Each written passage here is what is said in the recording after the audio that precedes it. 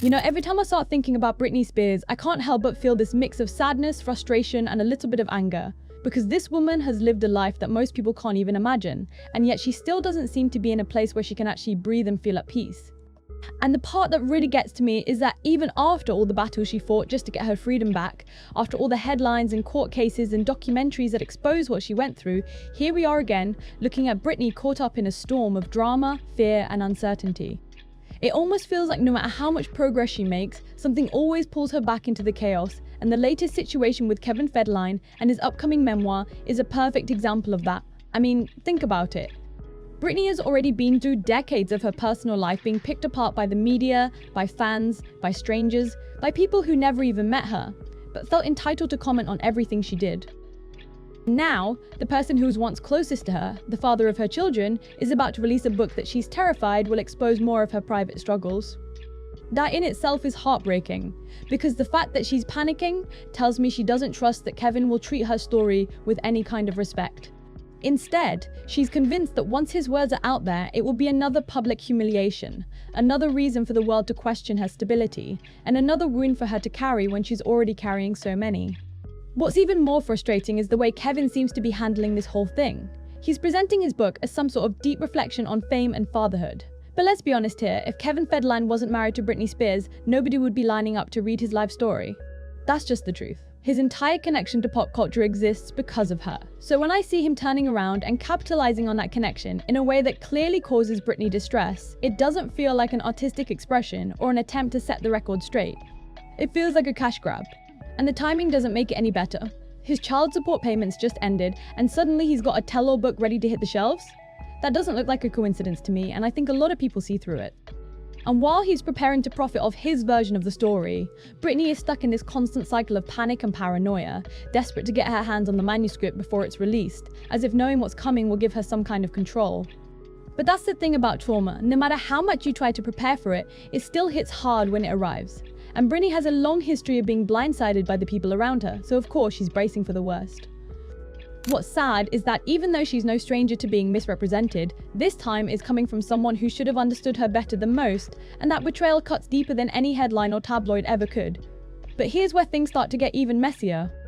Britney's response to all of this isn't just internal panic, it's spilling over into her daily life, and people around her are noticing. Reports about her home being chaotic, even to the point where it's being described as unlivable with dog mess everywhere, are more than just gossip. They're a reflection of her state of mind. Because when someone's mental health starts slipping, one of the first things to go is usually their environment. And it breaks my heart to think of her living like that, in a mansion that should feel like a sanctuary but instead feels like a prison of her own emotions. And then you add in her social media presence, which has always been a kind of window into her world, but lately, that window has been clouded with confusion. The dancing videos, the strange captions, the sudden changes in appearance, it's enough to make people wonder what's really going on behind the scenes. Some fans have even convinced themselves that Britney isn't the one posting at all, pointing to inconsistencies in her look or the quality of her videos as proof that something sinister is happening. Now, I'm not saying those conspiracies are true, but I do think it says a lot that so many people feel uneasy about her online behavior. It's like everyone can sense that something's off, even if they can't put their finger on exactly what it is. And I can't ignore the fact that Britney herself has admitted in some of those posts that she's struggling physically and emotionally.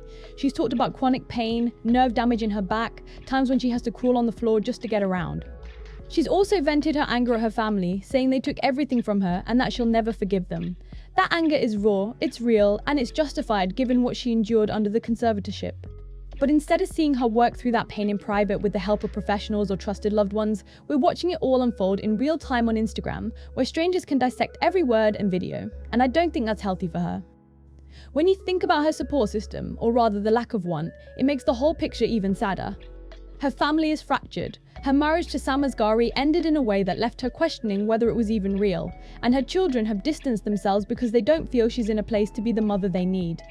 And while I can understand why they've made that choice for their own well-being, I can only imagine how much it hurts Britney to feel that distance from the two people she loves most in the world. Her son Jaden even said in an interview that he just wants her to get better mentally, and once she does, he wants to see her again.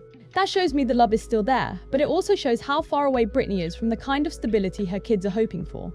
The irony in all of this is that when Britney wrote her own memoir, she didn't even go after Kevin the way she could have. She spared him. She focused more on Justin Timberlake, who, let's be honest, probably deserves some of the backlash he got. Kevin, though, wasn't a central figure in her story. And now he's turning around and making her the centerpiece of his. That imbalance is glaring, and it's why so many people see his book as exploitation rather than honesty. The fact that fans who've heard snippets of his audiobook are calling it boring, self-important, and unbearable to listen to only adds fuel to the fire. Because if your story can't stand on its own without leaning heavily on your ex-wife's fame, maybe it's not worth telling. And yet, as much as I want to criticize Kevin, I can't ignore the bigger issue here, which is Britney's current state. Because even if his book never came out, we'd still be having this conversation about her well-being. We'd still be looking at her erratic online behavior, the condition of her home, the strained family relationships, and wondering if she's okay. The truth is, she doesn't seem okay. And the people who could step in, the ones who see her struggles firsthand, are too afraid to do anything because they don't want to be compared to her father. They don't want to be painted as villains trying to control her life. So they keep their distance, and in doing so, they leave her isolated at a time when she needs genuine support more than ever. That's the tragic irony of Britney's freedom. Everyone fought so hard to get her out of the conservatorship, and for good reason. It was abusive, exploitative, and dehumanizing. But now that she has her autonomy back, the question is whether she's actually able to use it in a way that keeps her safe and healthy. Freedom doesn't automatically equal stability, and what we're seeing from Britney right now suggests that she's struggling to navigate this new chapter without the right guidance or tools.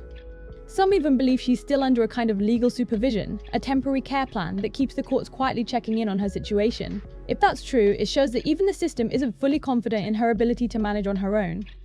At the end of the day, what I see is a woman who has been through unimaginable pain, who fought for her freedom, and who's still trying to figure out how to live with the scars of her past. Britney deserves peace. She deserves stability.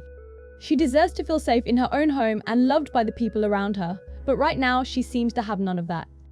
Instead, she has an ex-husband ready to profit off her story, a family she doesn't trust, kids who are keeping their distance, and a public that alternates between idolizing her and questioning her sanity. That's not the kind of life anyone deserves. Least of all, someone who has already given so much of herself to the world.